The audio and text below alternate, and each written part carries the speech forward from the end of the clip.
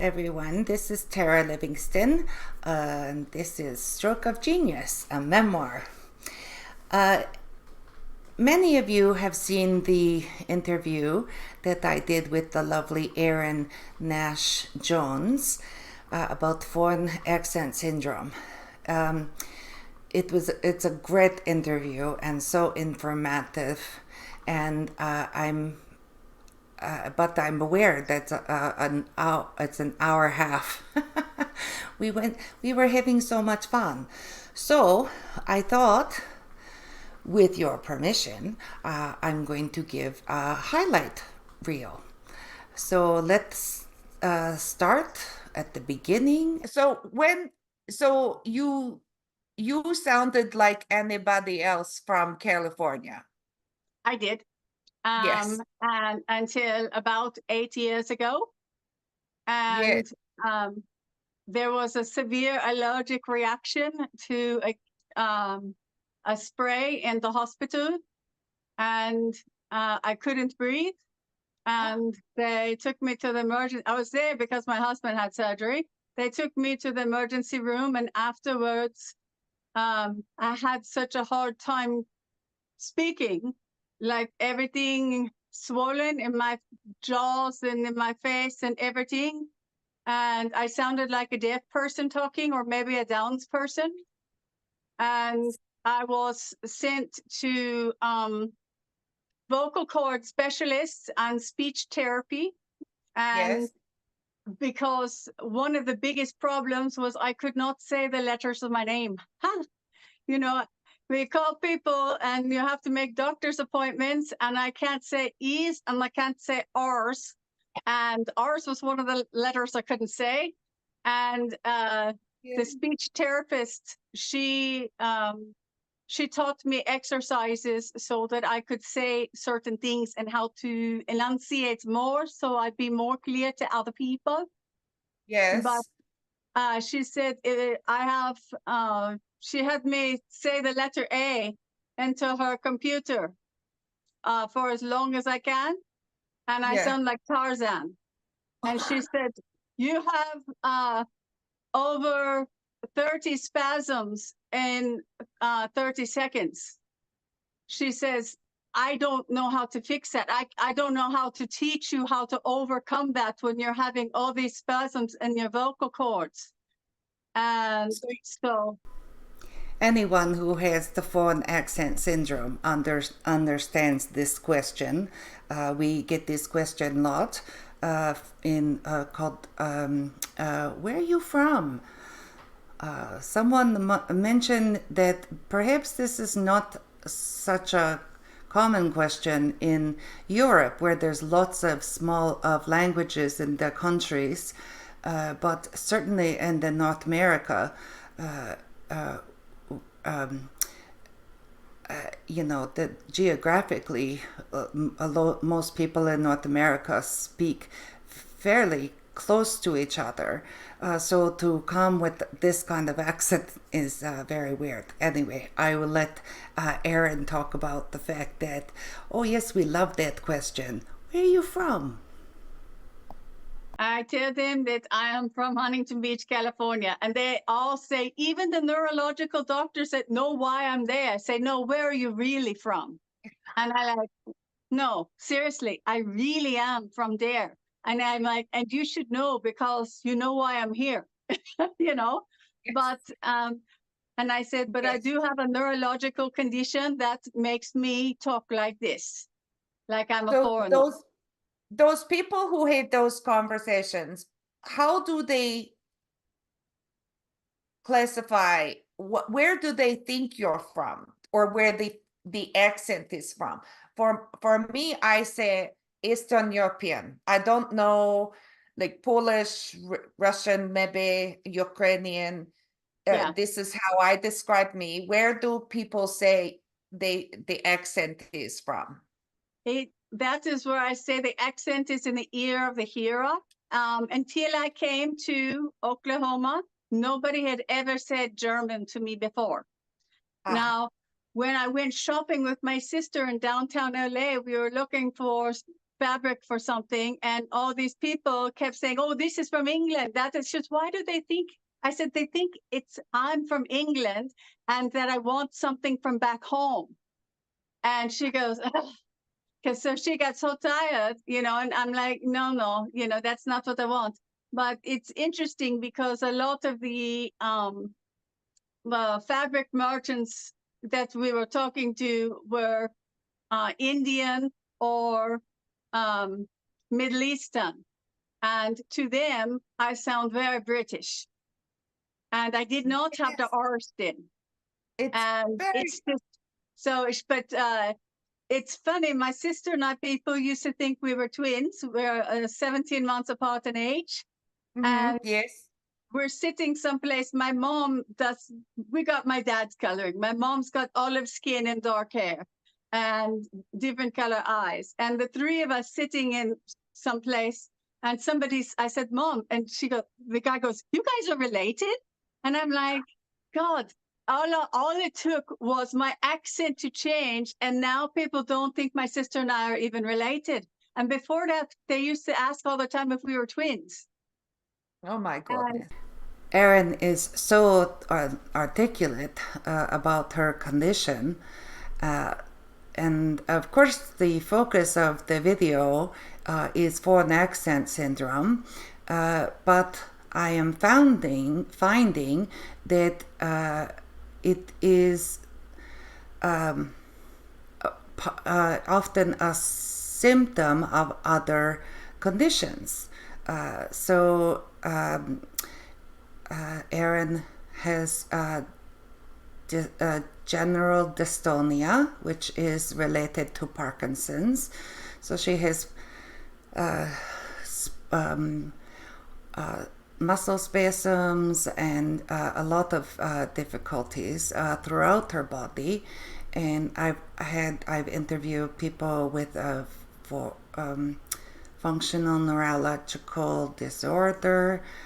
We know that foreign accent syndrome can begin from stroke, like me, or like acquired brain injury from an accident. And sometimes we don't know what the reason is. But Erin has begun talking about the fact as FAS is a symptom. but So, but and what in some ways, the FAS, the foreign accent syndrome, is one of only one little part of what's happening for your body. it is. And I told everybody, I said, you know what? I know that for you, you hear it and you're like, oh, you're so different.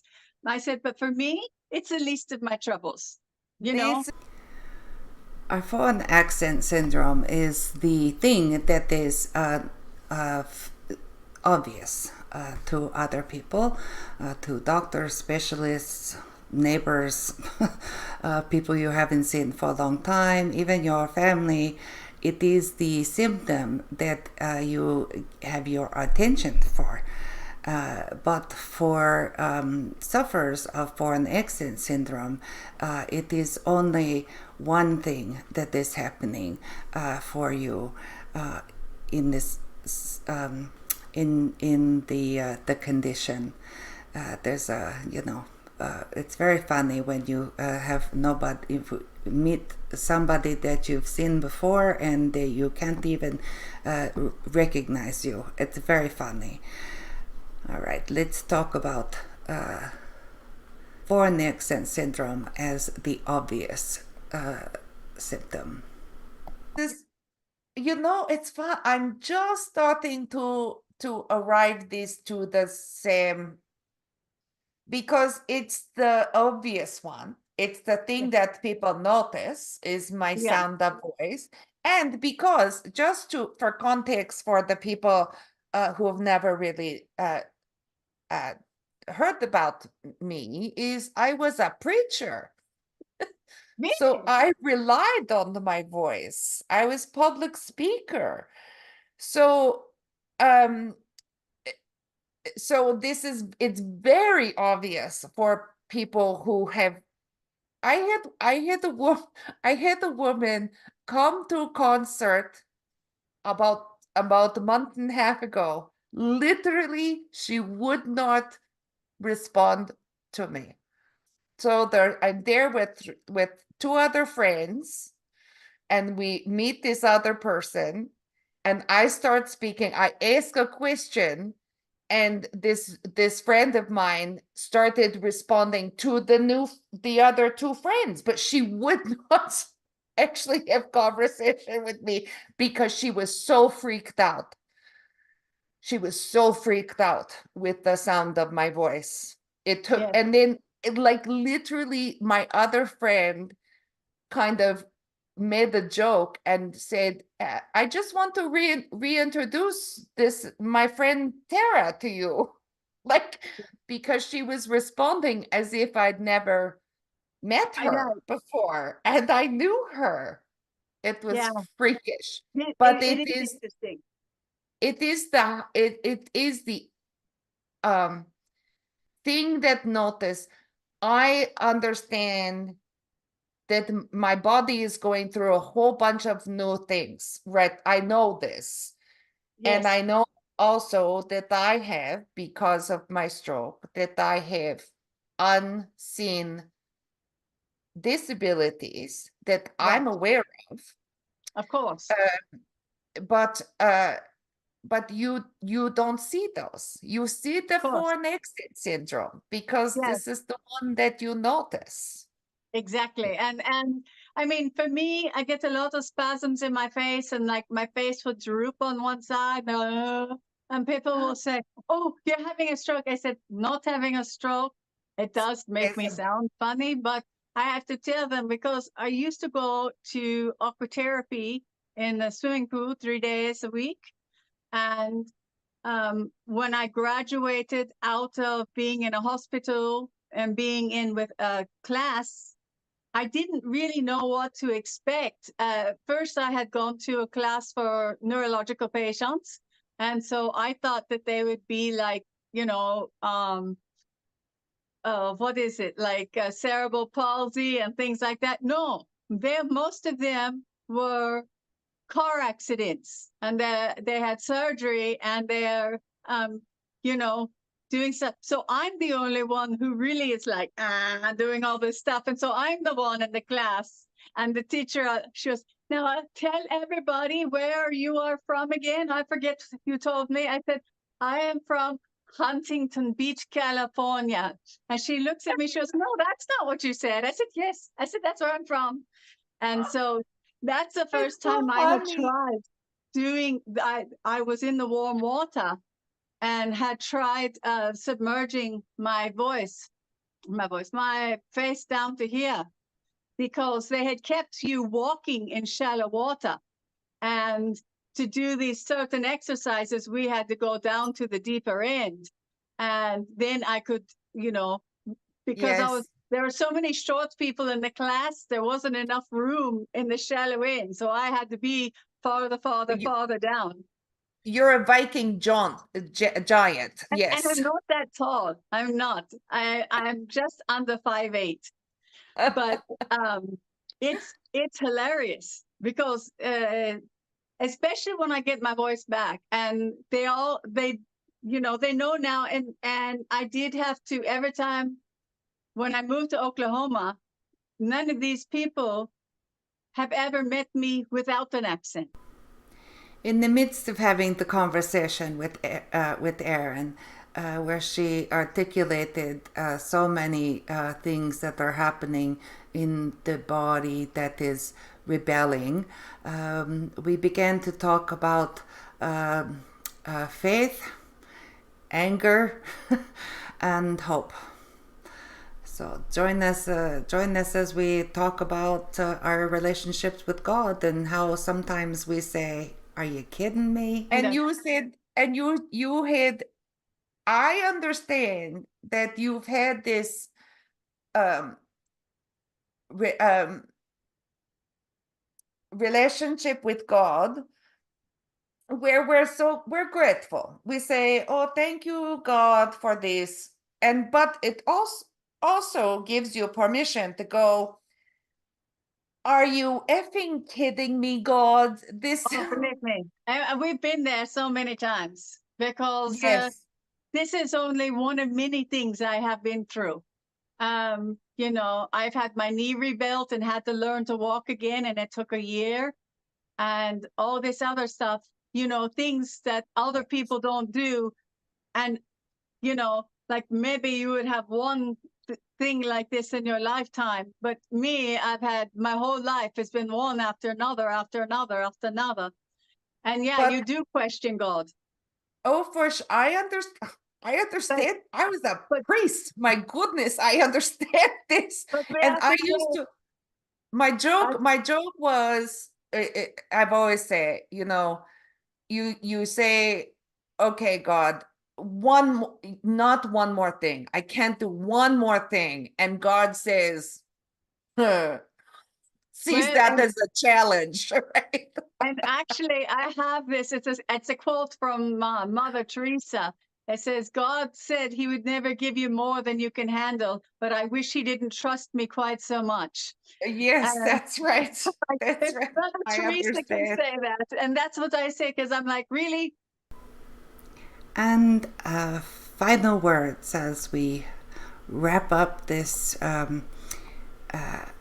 highlight reel. Ooh, that's very hard words for me.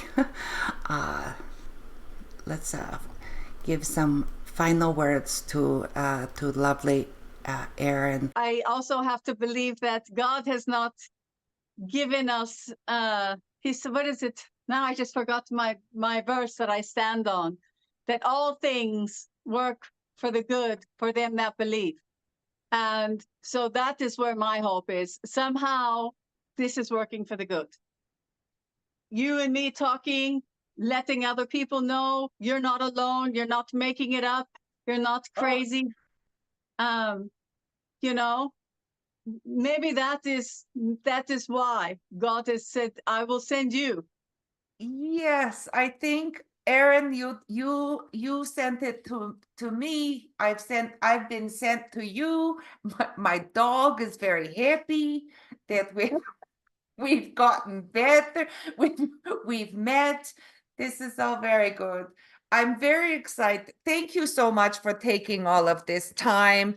And I'm going to be posting this on my YouTube channel. I talk about foreign accent syndrome, different aspects. This is the first interview. I'm excited that it was you, Erin. And I really hope that we gave you some information that you didn't know, especially I'm going to post this to the Foreign Accent Syndrome private groups and the public groups. I'm very excited because I'm going to look right in my camera and I'm going to say this to anybody who has Foreign Accent Syndrome. And can I say there's more than 200 people like this? I believe you. I know this is true. And there's hope. Thank you for joining me in this about these questions about foreign accent syndrome. We hope that it has been helpful and inspiring and informative. Oh, I'm so close to having that word. Anyway, thank you so much. We'll be doing some more interviews in the next couple of weeks, and we look forward to seeing you again. Please, if you can take a moment to like the video and subscribe if you can, that would be great. Thank you so much. Bye.